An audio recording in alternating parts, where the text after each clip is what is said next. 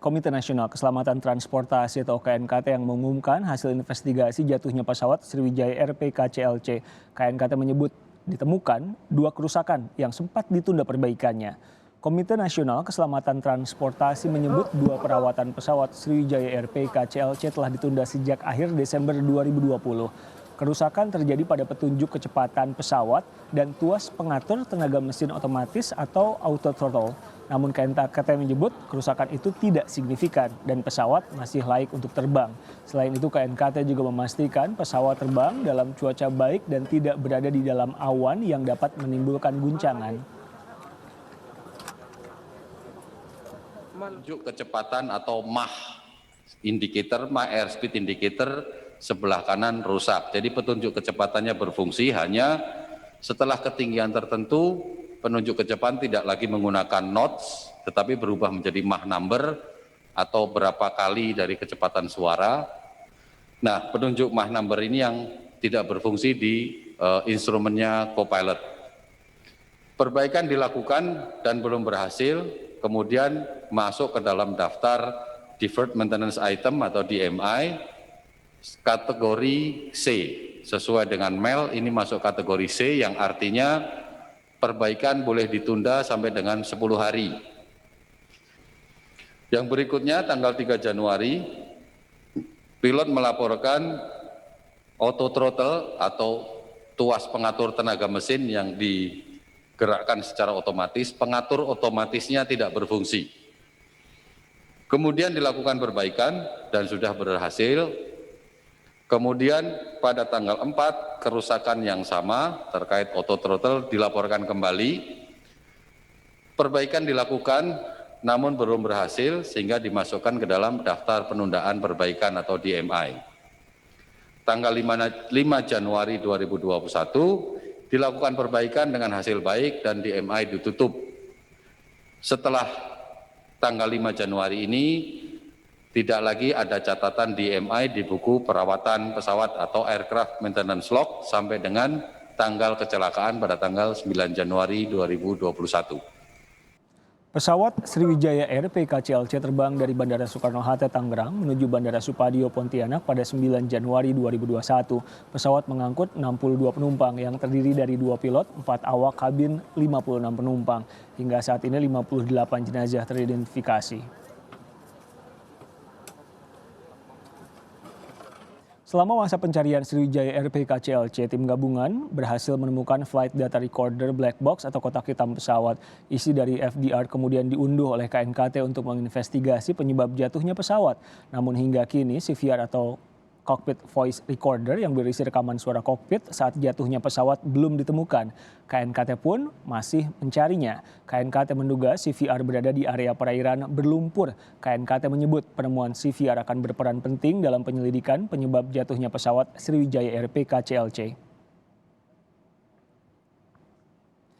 Lebih lengkap mengenai hasil investigasi jatuhnya pesawat Sriwijaya Air PKCLC dilaporkan jurnalis Kompas TV Aulia Faradina. Aulia, selamat sore. Tadi beberapa sudah kami dengar hasilnya, tapi apalagi yang penting Anda catat?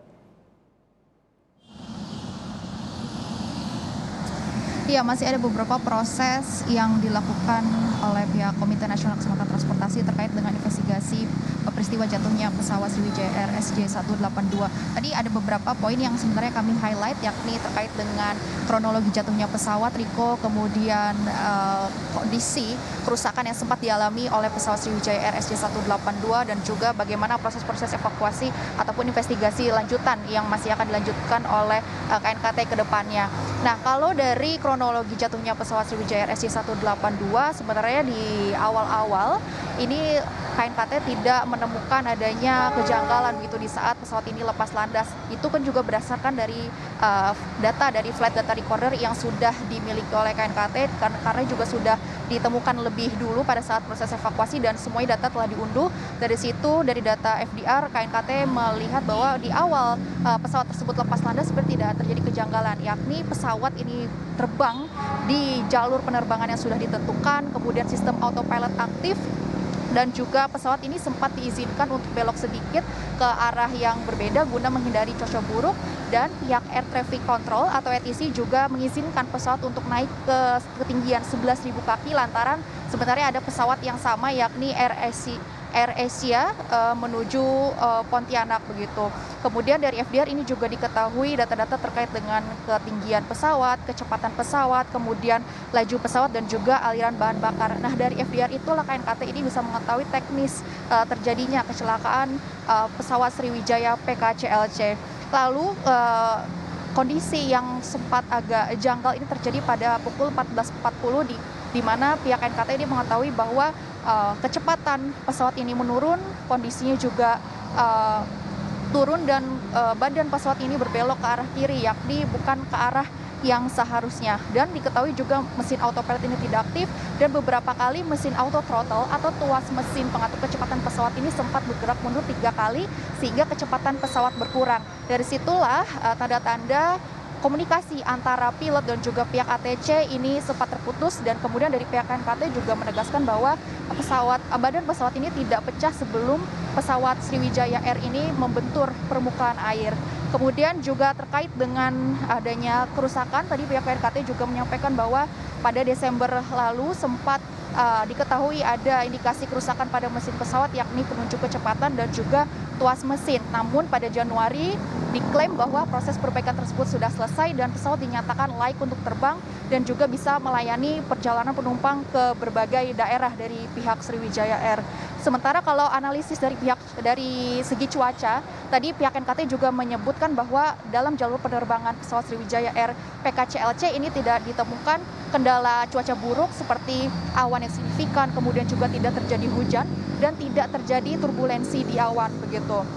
Dan untuk selanjutnya pihak KNKT ini masih mencari bagian yaitu cockpit voice recorder atau CVR yang saat ini belum ditemukan karena masih terjadi kendala dalam proses pencariannya, yakni cuaca buruk. Seperti diketahui bahwa di perairan Pulau Seribu ini kerap terjadi angin kencang, gelombang tinggi dan juga dasar laut ini yang berlumpur sehingga ini sangat menyulitkan proses pencarian. Tetapi pihak KNKT ini menegaskan bahwa pihaknya akan terus mencari hingga waktu yang tidak ditentukan karena CVR ini juga menjadi komponen penting sebagai pelengkap proses investigasi yang dilakukan KNKT, karena kalau dari FDR ini sudah ditemukan atau diketahui penyebab teknis, sementara dari CVR ini juga bisa diketahui bagaimana percakapan di kokpit dan juga apa faktor-faktor yang menyebabkan terjadinya jatuhnya pesawat Sriwijaya Air PKCLC. Tentunya ini nanti laporan hasil akhir yang masih kita tunggu. Riko. Aulia Faradina, jurnalis Kompas TV dari Komite Nasional Keselamatan Transportasi. Kami akan kembali dengan informasi polisi menangkap pasangan suami istri yang membuka praktik aborsi di Bekasi, Jawa Barat. Salah satu